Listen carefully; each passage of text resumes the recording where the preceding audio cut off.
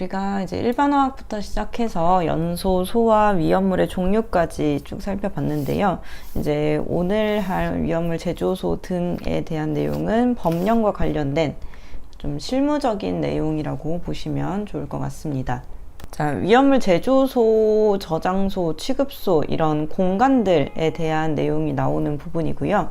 이 부분에서는 간격, 몇 미터, 몇 배, 용량이 몇인지, 규정을 몇으로 지켜야 하는지 이런 간단한 그 숫자들이 굉장히 중복해서 많이 나옵니다. 그래서 비슷한 기준하고 또 이제 상황마다 달라지는 어떤 조건에서 어떤 장소에서 어떤 식으로 이제 거리가 달라지는지 지정 수량의 배수가 달라지는지 이런 점을 초점으로 두시면서 문제를 푸시고 그 문제와 관련된 내용을 정리하는 게 중요한 파트입니다. 위험물 기능장은 대부분 이제 연소나 소화 쪽 그리고 위험물 쪽이 사실상 기능사나 산업기사보다 쉬울 정도로 좀 평이하게 나오는 반면에 제조소 등과 또 이제 뒤쪽에 나오는 법령 관련 부분에서 굉장히 디테일한 부분까지 깊게 들어가는 경향이 있습니다. 하지만 우리는 이제 필기 시험에서 어쩌다가 한 문제 나오는 그 정도의 문제까지 디테일하게 보실 필요는 없을 것 같아서 이제 중요한 내용들 위주로 보시면 필기시험은 충분히 합격하실 거고요.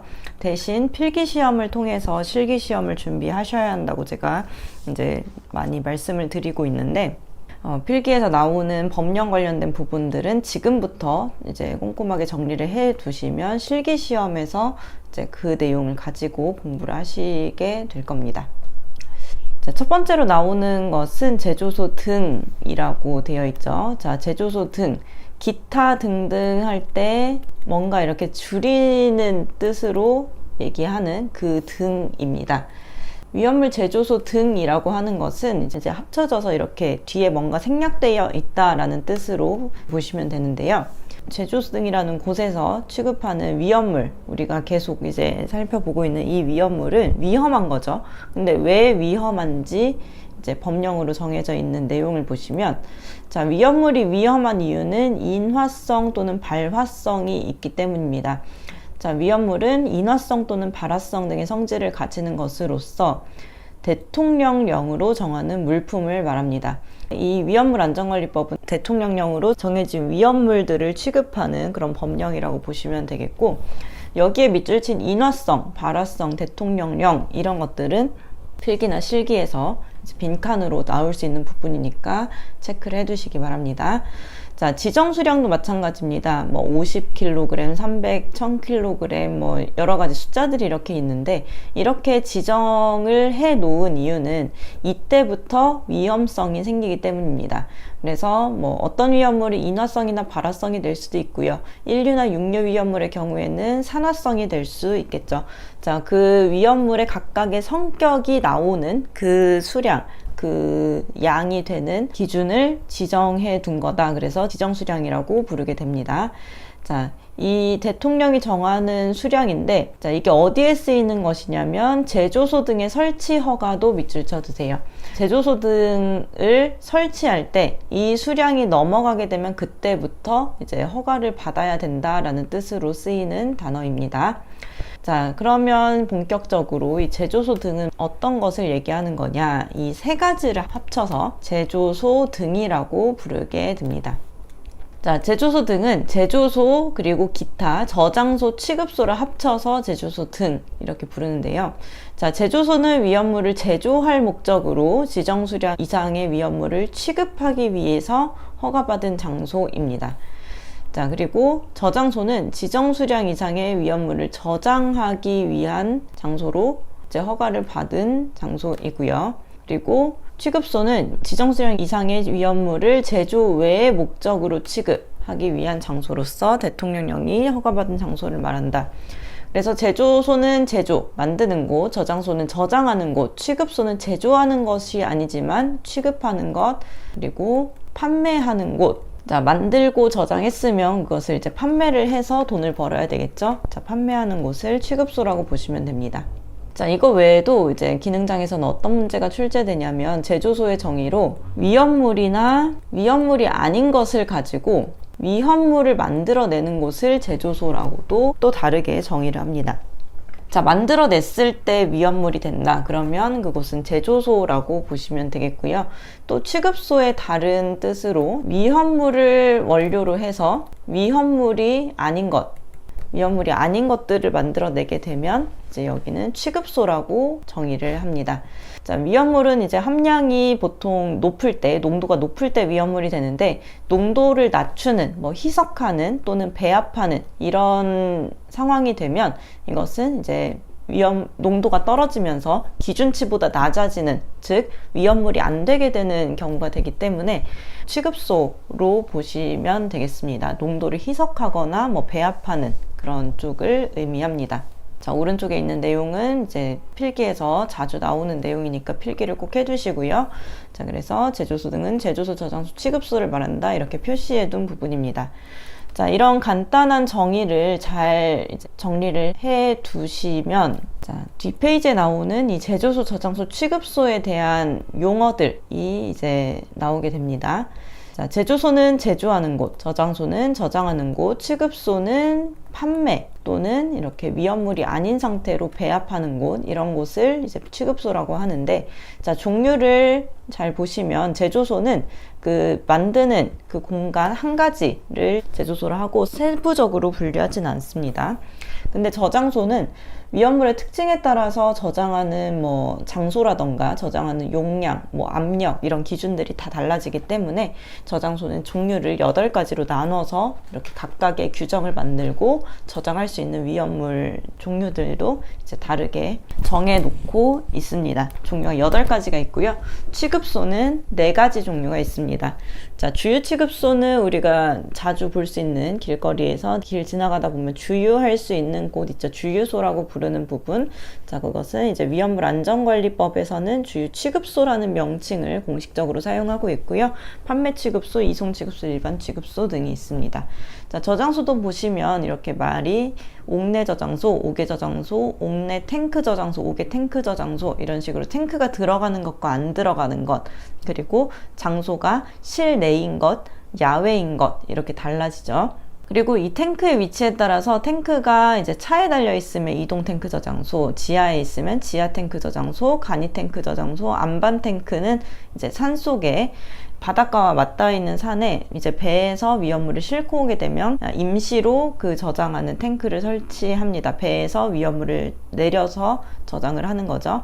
그래서 안반 탱크 저장소까지 있는데, 자, 여기에 있는 지하 탱크 저장소는 주유 취급소와 연결해서 주유소에서 기름 넣을 때 그 기름은 그 땅 속에서 옵니다. 그 땅 속에 지하 탱크를 설치해서 거기에 위험물을 담아두고 이제 주유를 하는 사람들이 왔을 때 거기에서 이제 기름을 끌어서 주유를 하고 그 해당하는 돈을 받고 나가게 되는 거죠. 그러면 이송 취급소는 뭐냐? 이송 취급소는 우리가 이제 보통 아파트 같은 곳에서는 도시가스를 쓰죠.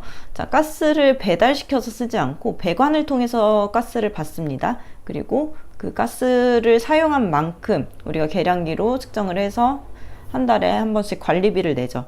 자, 그런 식으로 직접적으로 위험물을 배송하지 않지만 배관을 통해서 위험물을 공급하고 그 사용된 위험물의 양만큼 비용을 지불하는 방식, 이런 식으로 판매하는 방식을 이송 취급소라고 부릅니다. 자, 여기에서는 이제 종류가 여러 가지가 있죠. 그래서 처음에는 이게 옥내 취급소, 옥내 탱크 저장소인데 옥내 탱크 제조소 이런 식으로 말의 앞뒤가 헷갈리게 되는 경우가 많습니다. 그래서 이것을 가지고 문제를 내는 경우가 많아서, 자, 옥내 탱크 저장소 이렇게 이제 익숙해지도록 여러 번 반복하셔야 되는데, 자, 이것을 옥내 탱크 취급소라던가 간이 탱크 저장소, 특히 많이 나오는 게 이송 탱크 저장소예요. 이런 식으로 이제 단어를 교묘하게 바꿔서 그 출제하는 그런 것들의 함정에 빠지지 않도록 이 용어를 잘 보셔야 되겠습니다. 용어가 헷갈리지 않도록 제조소 등의 명칭을 정확하게 하시는 게 이제 그런 문제를 푸실 때도 좋고, 그 다음에 이것과 응용되는 문제에 어느 장소인지 그 장소를 파악할 때 중요한 부분이 됩니다. 자, 그러면 이 제조소, 저장소, 취급소 중에 제조소를 보도록 하겠습니다. 자, 위험물 제조소는 만드는 곳이라고 했죠. 그래서 안쪽에 이렇게 탱크나 배관들이 쭉 설치가 되어 있고, 위험물을 생산하게 되면 이렇게 겉에 이 장소 바깥에 위험물 제조소라고 쓰고 이렇게 게시판을 게시하게 됩니다. 자, 제조하는 곳, 그리고 저장, 취급소도 마찬가지고요. 자, 안전거리를 두어야 하는데요. 이 제조소가 이렇게 있으면 제조소가 이제 사고가 나면 안 되겠지만 이제 사고는 언제 어느 때 발생할지 모르는 거잖아요.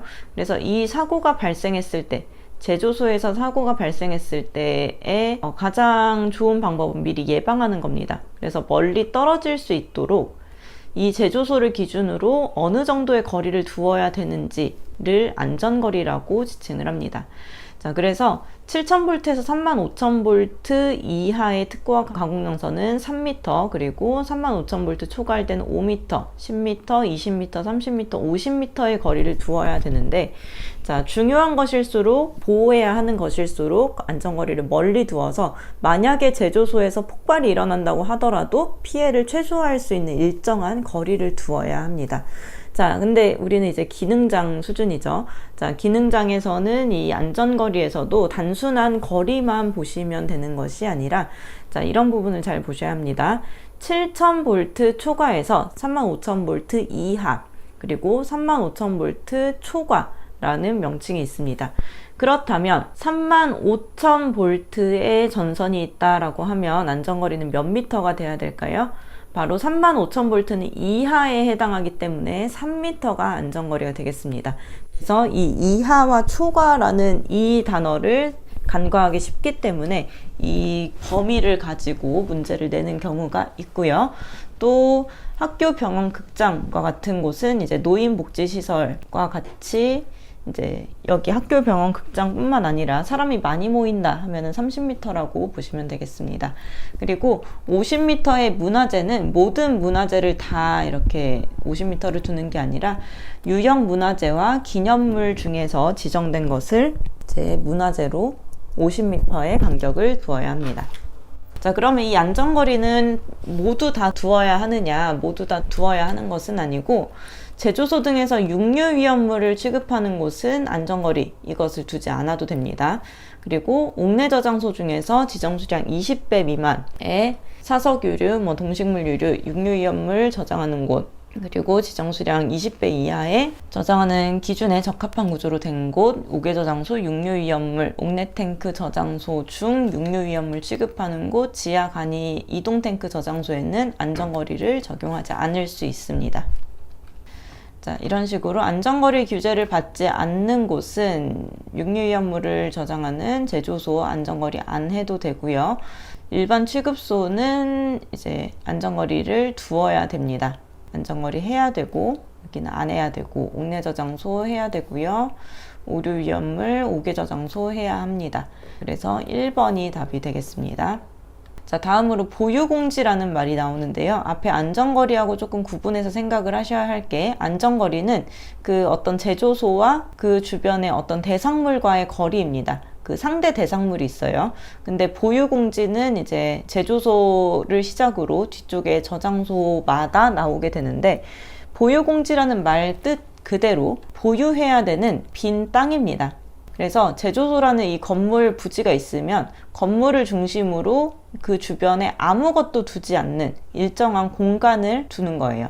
그러면 그 안전거리의 역할과 비슷하게 여기에서 폭발이 일어나더라도 주변 시설물이 2차적으로 날아가거나 이런 또 다른 피해가 생기지 않게끔 할 수 있겠죠. 이것도 안전 때문에 빈 땅을 두는 거고, 건물 안쪽에 위험물의 양이 많아지게 되면 그만큼 위험해지게 되겠죠. 위험물의 양이 적으면 그만큼 이제 위험성도 덜해지기 때문에 위험물이 많냐 적냐에 따라서 보유공지의 너비가, 비워둬야 되는 땅이 넓어지고 좁아지고 합니다. 자, 제조소의 경우에는 가장 간단한데요. 지정 수량 10배 이하일 경우에는 이 주변 앞뒤 좌우로 해서 이 반경을 3m 로 이렇게 두어야 하고요. 10배 초과일 때는 위험물의 수량이 많은 거죠. 많은 경우에는 5m의 너비로 두어야 합니다. 근데 우리나라가 뭐 땅이 그렇게 많진 않잖아요. 그리고 땅값도 그렇게 뭐 여유로운 그런 편은 아니기 때문에 무조건 이렇게 땅을 둘 수는 없는 그런 환경이 될 수 있습니다. 자, 그런 경우에는 방화상 유용한 벽을 설치하게 되면 이 정도의 거리를 두지 않고도 조금 더 줄여서 이제 공지를 둘 수 있습니다. 그래서 이 방화상 유효한 벽에 대한 내용은 뒤쪽에서 다시 보게 될 거고요. 여기도 마찬가지로 35,000V 이하 초과 이 내용처럼 지정 수량 10배일 때는 보유 공지를 몇 미터로 해야 하느냐 이런 식으로 문제가 나올 수 있습니다. 그러면 10배는 3m에 들어갈까요? 5m에 들어갈까요? 이하에 속하는 값이므로 보유 공지는 3m가 된다. 이런 식으로 이제 각 경계가 되는 부분에서 이하인지 초과인지 뭐 미만인지 이상인지 이런 부분을 잘 보시면 좋은데 보통 이제 보유 공지에서는 끝나는 수가 이하입니다. 그래서 보유공지가 이 정도로 유지가 되어야 하고 이 제조소의 건물을 지을 때의 규정은 건축물의 구조로서는 지하층이 없어야 됩니다. 자, 지하층이 있게 되면 가연성 가스라던가 이런 것이 아래쪽에 모이게 돼서 그 가스가 불꽃이나 정전기를 잘못 만났을 때 터질 수 있기 때문에 지하층을 두지 말아야 하고요. 벽, 기둥, 바닥, 보, 석가래, 계단. 그러니까 벽, 기둥, 바닥은 이런 이제 건물의 몸체가 되겠죠. 보나 석가래는 천장 부분을 얘기합니다. 지붕의 결대로 가는 것을 석가래, 그리고 지붕 사이를 이렇게 받쳐주는 부분을 보라고 하는데, 자, 천장 부분 그리고 뿐만 아니라 계단까지 실내에 해당하는 모든 부분은 불련 재료로 해야 합니다. 자, 연소되지 않는 재료로 해야 되고요. 연소의 우려가 있는 외벽은 출입구 외에 개구부가 없는, 그러니까 창문이라던가 이런 것들이 없는 내화 구조의 벽으로 해야 합니다. 제 육류위험물을 취급할 때 육류위험물은 산의 종류가 많기 때문에 위험물이 스며들 우려가 있는 부분에 대해서는 아스팔트로 해서 부식되지 않도록 해야 하고요. 또 지붕은 폭발력이 위로 방출될 정도의 불연재료로, 가벼운 불연재료로 덮어야 합니다. 그래서 지금 제조소에서는 뭐 불연재료, 내화구조 이렇게 되어 있는데 이제 뒤쪽에 저장소로 가게 됐을 때는 불연재료가 내화구조로 바뀌게 되고 이런 차이점이 있습니다. 자, 같은 그 벽, 뭐 같은 바닥, 기둥 이런 곳에서 이제 재료가 어떻게 달라지는지 정리를 지금부터 이제 좀 해보시면 좋을 것 같습니다. 자, 지붕은 불연 재료로 해야 하는데 불연 재료가 더 이제 강한 거죠. 내화 구조는 불에 견디는 구조이기 때문에 어쨌든 시간이 조금 걸리지만 불이 붙는다는 뜻입니다. 자, 이런 경우에는 내화 구조로 할 수 있다고 하는데요. 자, 이류위험물 중에서 인화성 고체를 제외한, 그리고 가루상의 것을 제외한, 그러니까 철마분이나 인화성 고체를 뺀 황화린, 유황, 정린 이런 것들이겠죠. 그리고 사료위험물 중에서 사석유류, 동식물유류, 육류위험물을 취급하는 곳은 내화구조로 하고요. 그리고 다음 기준, 이 기준에 적합한 밀폐형 구조인 경우에는 내화구조로 할 수 있습니다. 자, 출입구나 비상구, 우리가 문을 여는 그 출입문이에요. 자, 출입문에는 갑종방화문, 을종방화문 이렇게 되어 있는데, 갑종방화문은 이제 화재에 견딜 수 있는 시간이 60분, 을종방화문은 30분 이렇게 되어 있는 불에 견디는 문입니다. 보통 우리가 쓰는 아파트 현관문 같은 그런 무거운 소재의 문이라고 생각하시면 돼요.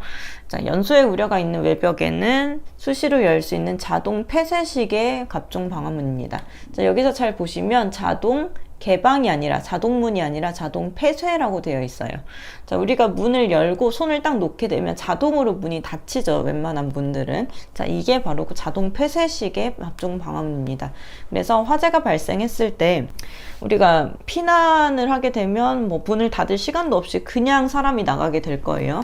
그러면 사람은 나가고 자동으로 문이 닫히면서 그 안에서 이제 불을 어느 정도 막아줄 수 있는 역할을 해야 되기 때문에 자동 폐쇄식의 갑종 방화문을 해야 해야 되는 겁니다.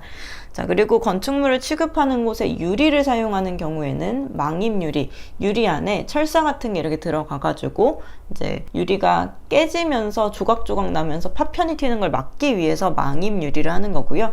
액체 위험물을 취급하는 경우에는 스며들지 못하게 해야 되고 적당한 경사를 두어서 집유 설비, 이렇게 마치 맨홀 뚜껑과 같이, 또 이제 그 사람이 걷는 길 주변에 보면은 빗물이 빠지라고 이렇게 두는 곳 있죠. 이제 철망 같은 그런 비슷한 빗물 빠지는 곳 같이 생겼습니다. 그래서 위험물을 취급하는 곳에서도 이제 한쪽으로 이렇게 모일 수 있도록 집유 설비를 해야 한다라는 내용이 있습니다. 자, 위험물 제조소에서 배관을 사용하는 경우에는 지하에 매설하는 경우에 누설 여부를 점검할 수 있도록, 배관을 이제 땅속에 묻는 경우가 많기 때문에 이제 사고가 났을 때 바로 이제 확인할 수 있도록, 누설 여부 점검할 수 있도록 해야 되고요. 금소성의 배관 외면에는 부식 방지를 해야 이제 위험물이 새지 않겠죠. 최대 상용 압력의 1.5배 별표 쳐두시면 좋습니다. 자, 배관을 시험할 때는 1.5배의 압력까지 걸어서 압력이 과도하게 올라갔을 때도 파손되지 않도록 점검을 해야 되고요. 지상에 설치할 때는 지면에 닿지 않도록 해야 합니다. 자, 이런 식으로 제조소에 건축물 지붕을 설치를 할 때 일석이류를 취급한다고 되어 있죠.